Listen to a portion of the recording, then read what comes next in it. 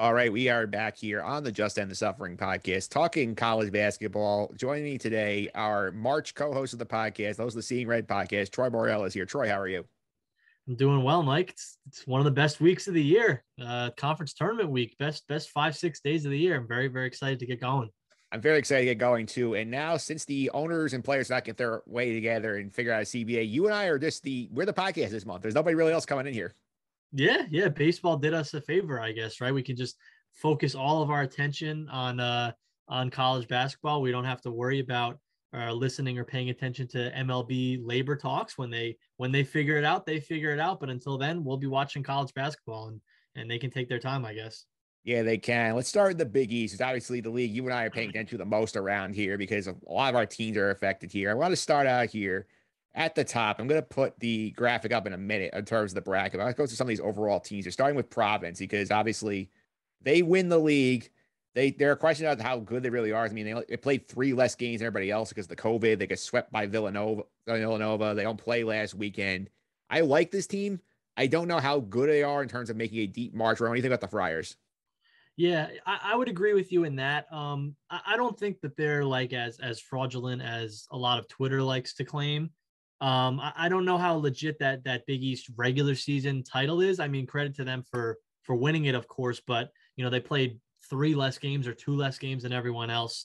They didn't make up, I believe, against UConn and Seton Hall and one other pretty good team they didn't play. So they got 3 games kind of knocked off their schedule that could have been potential losses.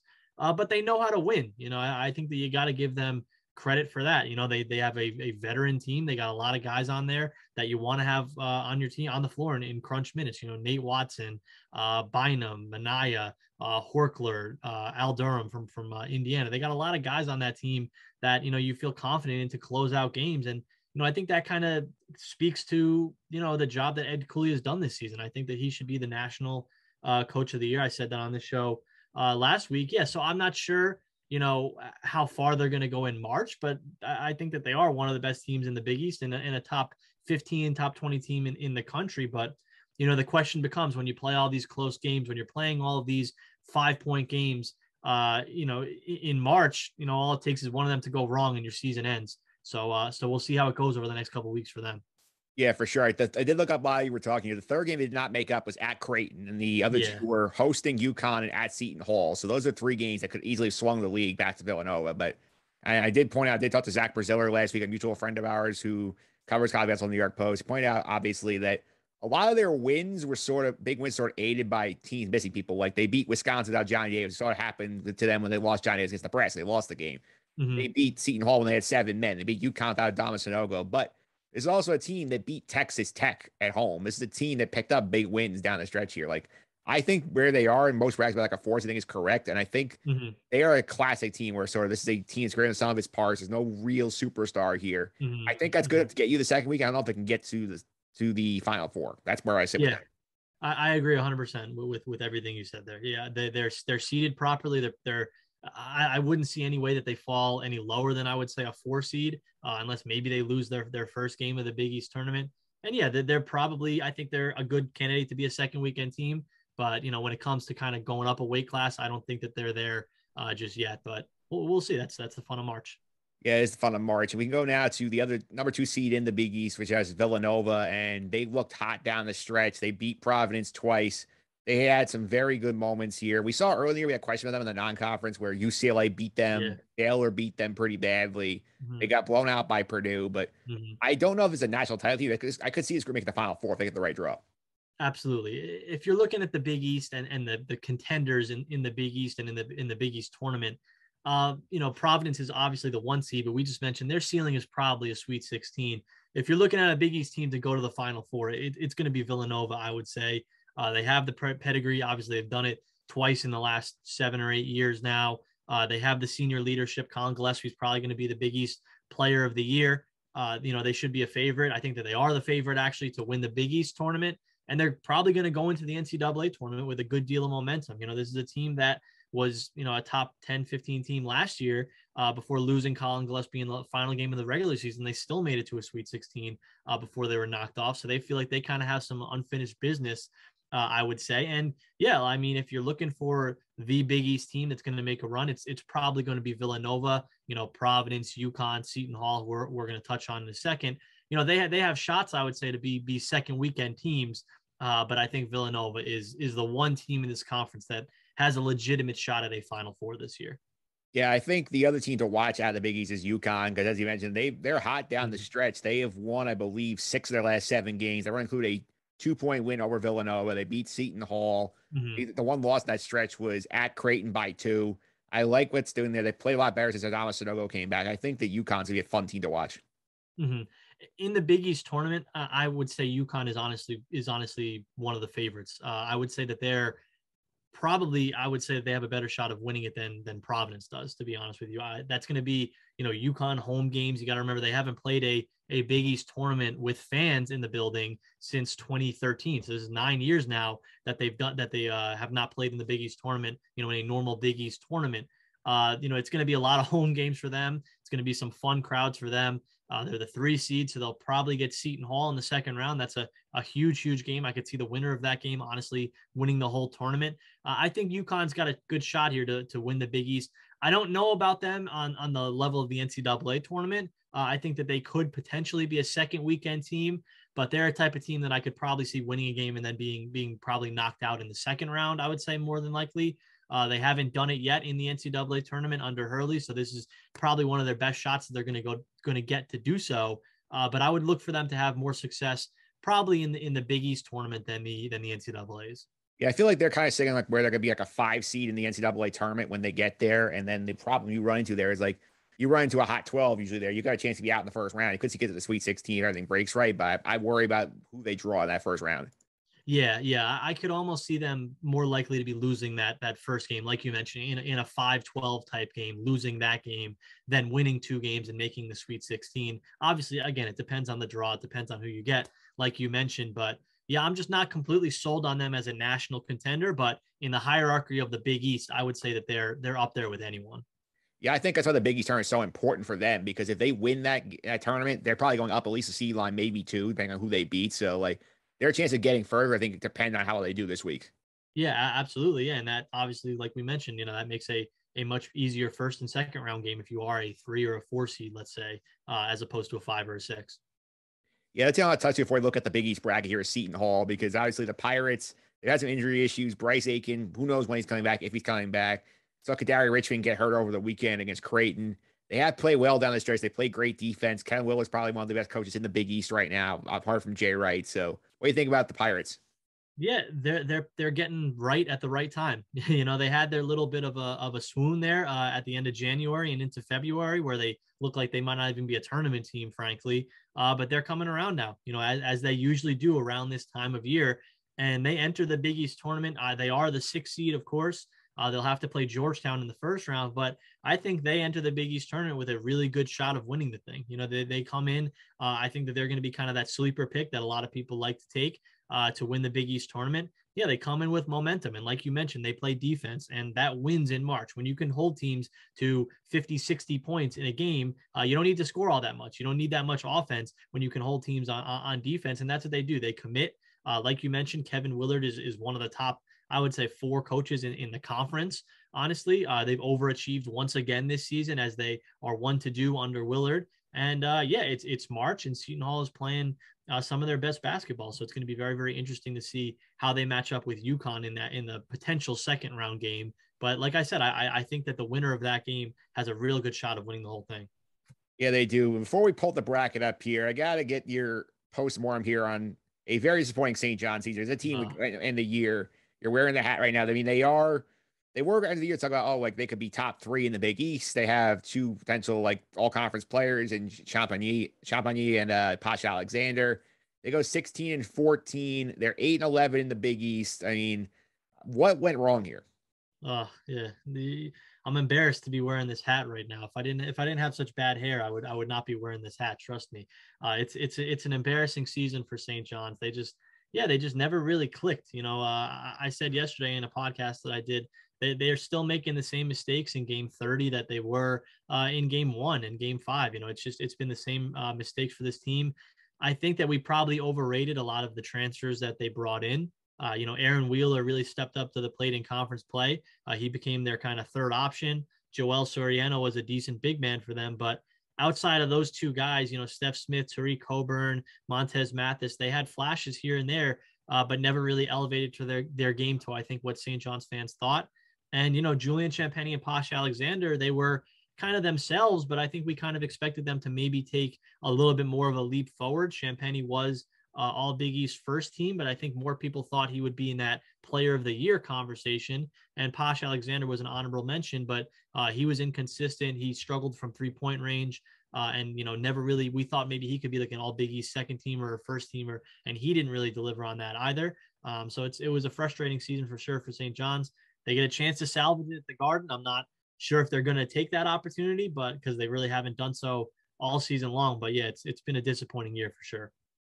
Yeah, absolutely. I'm listening to the New York podcast. Zach Braziller was at my ass last week. He was actually on with JJ talking about the Big East, and he talked about specifically scheduling for both Mike Anderson and Steve Peichel down at Rutgers, and those are the kinds of things that could really cost you down the stretch if you're not scheduling aggressively enough.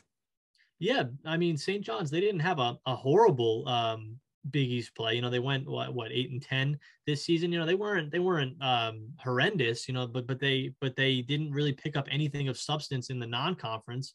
They really only played two notable games against Indiana and against Kansas. They lost both of them. Their best non-conference win, I think, is like Colgate or St. Peter's. Maybe there's really no one of relevance in their non-conference. And when you do that, I think we talked about this last week. It's kind of like tying one hand behind your back going into conference play because you need to have such a great conference season. You mentioned Rutgers. Rutgers had a bunch of really bad losses in non-conference play, not really very many notable wins.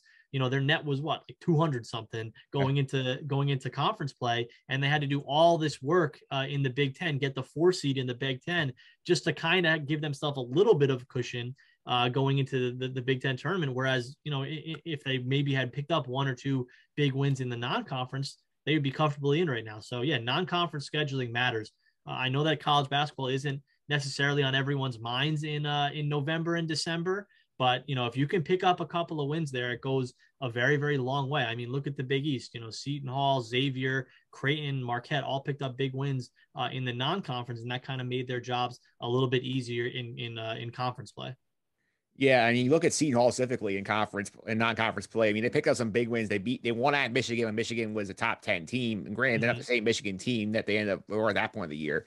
They won over Texas. Those 2 games, and like Seton Hall's conference record is a little better than St. John's, and you see the big difference there. I mean, Seton Hall in the league went 11-8. So you flip a couple of games, you win 2 more games. You're Seton Hall. You're in the field, as opposed to St. John's, where you have to win the whole thing to get in. Yeah, exactly. And for St. John's, they obviously did no favors in the non-conference, and then in conference play, they had so many games that were right there for the taking. Quad 1 and Quad 2 games. Villanova, UConn twice, Providence twice, Creighton. They had so many opportunities, and if just 2 of them probably go their way, in conference play, and they're looking at a 10-8 conference record right now. Worst case, they're probably at least in the bubble conversation going into Big East play, where you say, hey, if we can win 2 games here, 3 games here in the Big East in the Big East tournament, we'll be on the right side of the bubble on Selection Sunday. Whereas now, like you mentioned, their only shot is getting the auto bid and running the table. So yeah, non-conference scheduling matters, and closing out games against Quad 1 and Quad 2 teams, that matters as well.